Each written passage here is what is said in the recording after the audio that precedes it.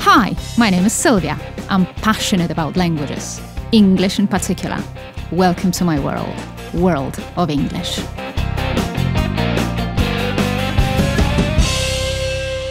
With this episode of the World of English podcast, we are coming back to an old format of an interview. For this episode, I invited a colleague of mine, the one that I work with, and Radek, because that's the person in question. He will be talking about his career path with English and in English, about the bumpy road, how bumpy it was. We covered a very interesting subject, a question that many people, many students ask us, when is the perfect moment to start studying the language? There is this misconception that you have to necessarily start very early on. That is, you have to be a child. And we are answering this question. Is that really so? You will get a lot of practical tips how to study language as an adult person. And you will, with this interview, you will find out how successful you might become. Hope you will enjoy it. Good afternoon, Radek. Good afternoon. Here we go again. Sure. Here we go again with an interview, but it's my first time to finally talk to you in person. Mm-hmm. How are you today? Will you tell us? How are you doing? Well, I'm very good. This is such a new experience for me, so I'm keen on actually, exploring stuff that I'm not used to. So I'm very happy to be here. Very very happy to be exploring something I haven't yet tried in my life. Very interesting, setting for such a lovely conversation. Yeah. But I guess it feels natural for you, right? It's part of our job also. It starts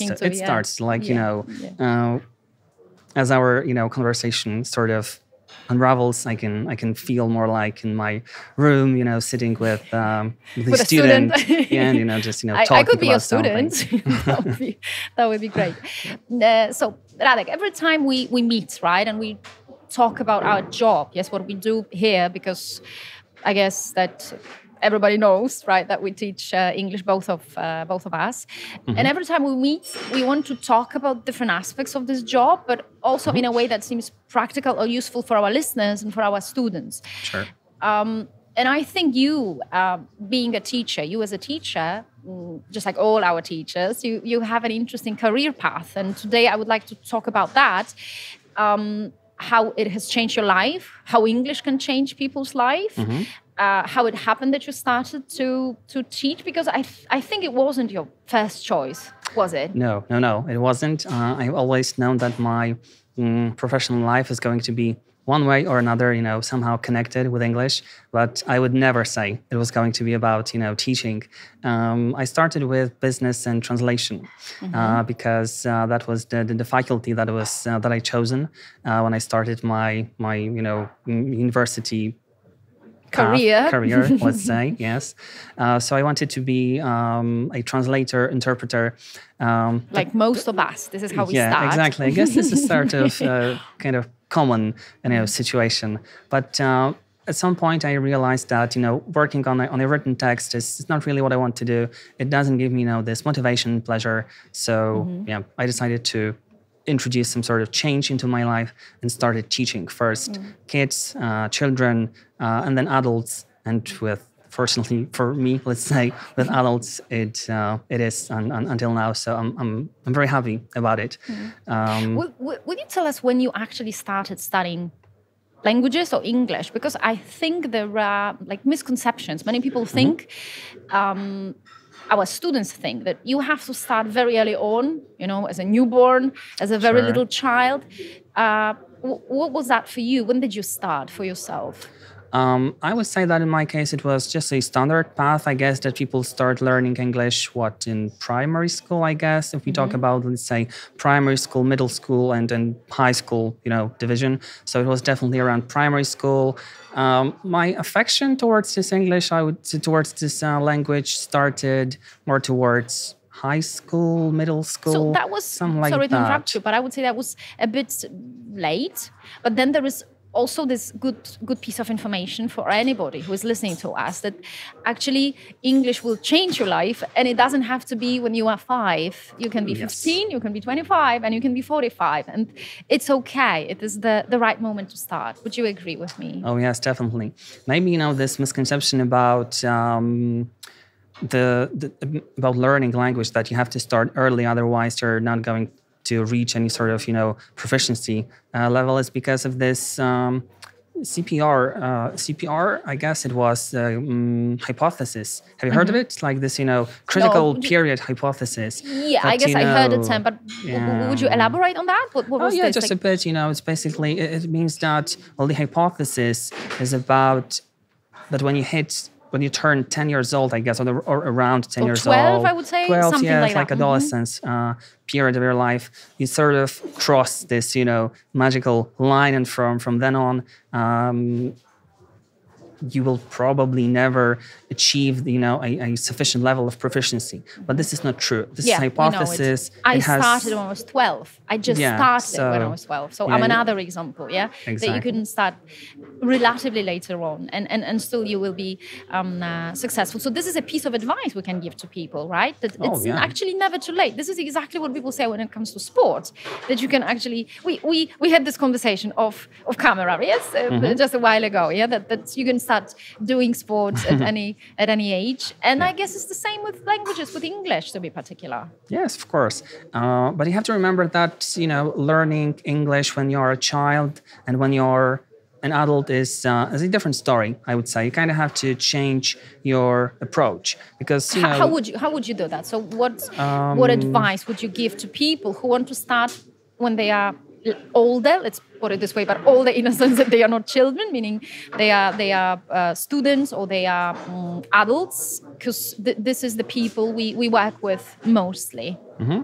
I think it with adults it really boils down to their motivation. With adults, you don't have to force them to learn. They have this intrinsic motivation. They know what they want. They want to meet their goals.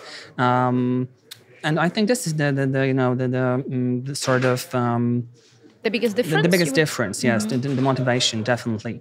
And I would say that's it. When it comes to learning the language, I guess it's relatively similar when you compare children and adults. Maybe with adults, you just talk about different topics, but you're trying to talk about the same stuff.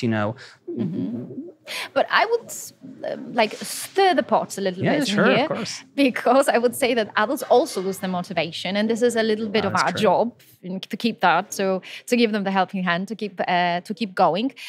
Before I ask you what you do as a teacher to keep this motivation for our students, have you ever, in your career path as a student of English and later on as a teacher of English, have you ever lost your motivation? Were there any twists, like you thought, that's not for me? Because I think what is unusual, and this is going to be a little bit judgmental, but I think it's more typical, I would say, typical of women to become teachers rather than men. But men are great, are fantastic. Well, I'm trying to cast my memory back to any situation when I didn't feel the motivation or when I lost it. But I cannot really recall any moment like that in my life. As I said before, I've always known that my professional career is going to be, somehow connected with English. And when did you start to feel that? The moment you started studying English, because my story is completely different. I didn't want to learn English, actually. And when I started, I actually started with German, and through German I fell in love with English. So that's my story. And you immediately got interested? No, definitely not. At the beginning of my learning process, I wasn't super proficient. I wasn't super how to say that. It was a bumpy road, maybe. Let me put it this way. Yeah. So I was expecting that. So I wanted you to say it, because I think many people, actually teachers, philologists, translators, professionals, they can go through this bumpy road, and actually at the end of it, there can be this light in the tunnel. We can actually end up becoming teachers, professional speakers, and that can be just great. Exactly. I remember it was around, as I said, like primary school, high school, when I felt that I'm becoming proficient, that I can construct sentences that I can convey, more complex messages. And I remember that it gave me a great, very positive sensation, like a great feeling of, achieving something. So maybe that is why I have never lost motivation, because even though it was a bumpy road, I liked this language, and it really gave me, this sort of feeling of accomplishing something when I was able to construct sentences, more complex sentences, feeling more fluent with the language. And was there any teacher that was your master, somebody you modeled yourself on? Because teachers can work miracles, we know that. And teachers can also work the opposite miracles, meaning that they can drag you down. So if you get a teacher you don't get along with, you stop studying. And that happens, we know these stories. But if you find the right teacher, it is a very uplifting moment. Was there any great teacher for you? I have had great teachers of languages, great teachers of literature that would be both English, Polish, German. And that's why I am where I am right now. In my case, it wasn't like one teacher, but I remember when I started studying, like at a university, a technical university. That's another question I'm going to ask. Yes, exactly. This is a bumpy road, and that's an interesting thing. I remember that when I looked at the lecturers at the university, I was very positively surprised by their level of English, and that was something that really was, inspiring. Because I wasn't at that level. I wasn't even close to it, let's face it. And that was something that really, gave me the drive to try to become as proficient as they were. So, as I said, there's no one teacher, but all of them, because most of them, they represented, an entirely different level when you compare it to, high school English. And when did you make this decision to study English? Not law, not medicine, but English? Around high school. When I, as I said, started becoming more proficient, it gave me, this great satisfaction. And I thought, okay, let's give it a go. There was a facility in Gliwice, I think. I'm not certain about the legal status of it, but it was some sort of language academy. And at some point it merged. Because this is where you studied. You studied in Gliwice. Yes. I studied in Gliwice. And this, academy, I guess, it merged with Silesian Technical University. And from this moment, it was an easy choice for me because I didn't want to leave Gliwice for studying. Yeah, and why technical university? Because that's the first time I have ever met a person who studied languages, linguistics, and all of this connected with humanities, who studied at a technical university. Pure coincidence, I would say. Honestly, I would like to have some interesting story behind it, but it was just this merger between this facility that, as I said, was some sort of language academy in Gliwice. I'm not certain about the legal status. It merged. There was a fusion. They opened this humanistic branch, technical university. And, I decided, let's give it a go. But was there any other university? Because technical university and university, they are two different separate schools. Yeah. Is there any university per se in Gliwice where you study English, or this technical university is the only choice? Well, I'm not certain what the situation is right now because it was some years ago. There were some fluctuations and a lot of changes that happened. Like the place where the classes where lectures were organized changed a couple of times. So I don't know what it looks like right now. I guess it is still a part of this technical university. Do you have? That's why I'm asking, maybe you've got some friends, colleagues, because do you have any experience? Do you know how the language is taught at university versus technical university? Because were the subjects, let's put it this way, more technical or in a way more practical? Because this is what we all need when we study the language and when we learn the language just as students. We want the practical approach. We want to get techniques how to study. We want to be successful. Not many people want to read Shakespeare. Do you think that was more practical for you? Do you have this feeling that... I don't think so, honestly. When I first started, and I was sort of surprised, honestly, because the first term we were covering topics that were very general, like literature, poetry. It was honestly something that I wasn't expecting. I thought that maybe since I wanted to start with translation, I assumed that it was that I'm going to do it from the very beginning, but it definitely wasn't so. I guess it was only when we were on the third or fourth term that we started working with translation and interpretation. But was there any study of the language itself? Because somehow you as a teacher, you offer very lovely techniques, yes, how to study the language, how to facilitate the activity, how to help the students. And you got that at technical university, or you kind of learned that yourself? I guess myself, I would say that maybe I'm a little bit like an organized person, and I like simple solutions. Something that works, something that is clear, transparent. And we value that. Yes, we know there is this feedback, and students like it. Yes, because we need to offer simple solutions to difficult subjects. Because when you tell people we are going to study a language, like as such, as a whole, it sounds pretty scary, yes? But, yes, it does. But we need to give them these chunks and relatively easy solutions to difficult problems.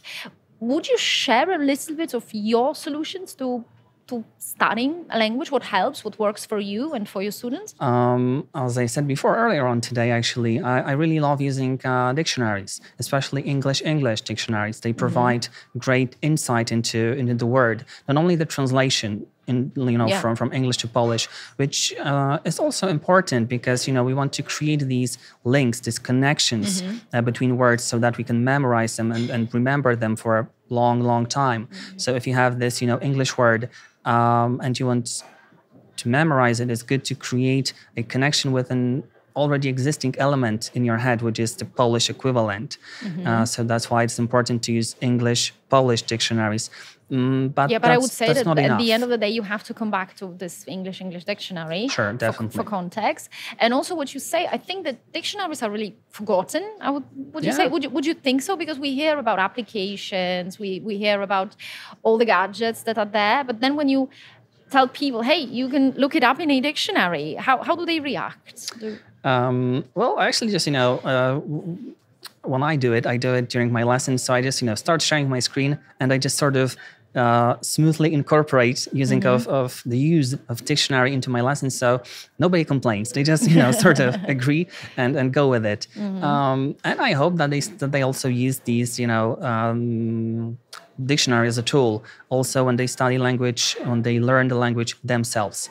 Because, learning the definition of the word is great. Honestly, it happens to me a lot that I know the words in English, I know their translation into Polish, and still I type both of them into English dictionary to really see the differences. Because it happens many times. Yes, so things are lost in translation. Exactly. You get this very simple definition of the word, and sometimes it it's changes like some the nuances. context. Yes, exactly.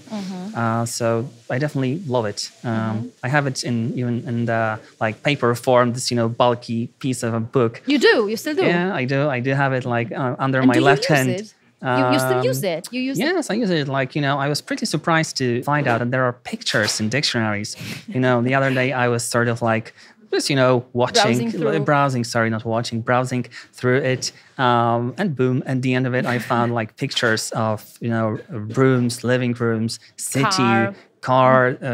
What do you mean? With all the little elements. Yes, like bikes, all that stuff. And, super useful. And, honestly, I had a lot of lessons just, talking about the living room with my students, which seems to be very simple. And a lot of students didn't know, what is this? What is that? How to say that, what's the difference between, I don't know, a plant or a flower. So it seems, very simple on the first glance, but when you kind of dig in, it turns out that we don't know how to say, roulette, let's say. Yeah, but I guess this, let's say, easy solution, because we have dictionaries at hand. Yes, they prove to be very, very great for difficult problems, and you can actually learn quite a lot from a dictionary.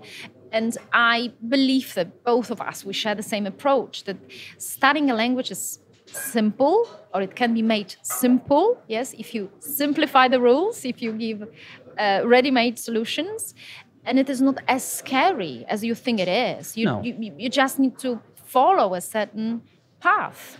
Exactly. Some of the solutions might seem a little bit scary at the beginning because, for instance, when I introduce my students to something that is called verb patterns or word patterns or also collocation patterns, it looks a bit scary when they see these, preposition plus noun, verb plus noun, adjective, so on and so on.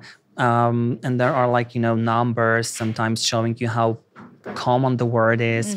It might be a little bit, demotivating, discouraging. I agree, but at the same time, if you show them this, it is like eureka, because not many people are aware of that. And if they are not aware of that, they keep producing Polish sentences translated into English, and that builds up this frustration that I often talk about because they've been learning English for so many years and still they cannot communicate. Well, they cannot communicate because they were not studying English. They were studying something in between, like Ponglish. And that's why there is the trouble. Like it happens very often when I teach my students that they ask me for or about the preposition. And, you just type this word into English dictionary or any corpus, and you're going to find all these prepositions, verbs, adjectives, and you create this, complex network around the word. Like a map. Yeah, like a map, exactly. It really enhances your fluency and you start to feel very comfortable with the language because you have some ready-made solutions in your head. You don't have to think about what is the preposition, what's what's the verb, what's the adjective to use. This is what we always repeat, what we try to do. Yes, you need this map. You need to see everything. Yes, you need to connect the dots. Yeah, I use this expression today. Otherwise, that will be just this random words, and then you panic, you put them together, and you are never sure if that's okay or not. So let me revise that. So you would say what your recommendation for a successful study of a language is. That would be this dictionary. I'm a fan of dictionaries too. Yeah. And I know you do corpus also. Yes. What about that? This is something not many people know about. This is because corpus is a collection of, words spoken and written text, and this amount of language is just analyzed for a specific purpose. In this case of Flagg's dictionary, this is something that I use. It is analyzed, and we users are provided with a list of collocations which are very common, and also these verb or collocation patterns. So that's how I use corpus. It's slightly different. You get slightly different type of information when you compare the corpus and the dictionary. Because with in the dictionary, you don't have these numbers. So we don't know how popular a word is. Exactly. So if we are learning a word like a ventriloquist, that's my favorite, that not many people use, but you are learning, that's another thing. We have to learn something that is very, very practical. So that would be the corpus, the dictionary. Is there anything else that you use in your class and for yourself? Because we always repeat that. We are studying the language. We have been studying the language our whole life, and we keep on doing that. Yes, there's one more thing that I would strongly recommend. It might sound a bit strange. It might feel a little bit odd in the beginning, but you have to start talking to yourself. Honestly, if you have a word, just try to come up with one or two questions about the word. Earlier on, I spoke, about the word information, and the question, come up with a simple question, like how do I exchange information with my friends, for instance, and try to talk about it for a minute or two. You can even record yourself, and then later on, analyze it and see. Maybe you're making some simple mistakes and you can just, easily fix them. So talk to yourself, definitely. Yeah. I do it a lot and it really helps. It makes you feel comfortable with the language.